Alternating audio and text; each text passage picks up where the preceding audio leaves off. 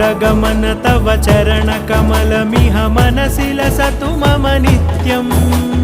गरुडगमन तव चरणकमलमिह मनसि लसतु मम नित्यम् मनसि लसतु मम नित्यं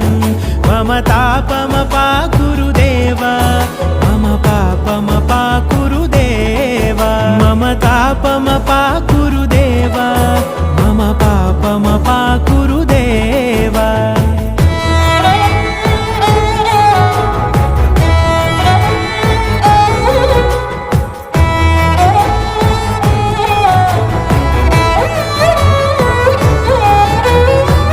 जनयन विधि नमुचिहरण मुख विबुध विनुत पद पद्मा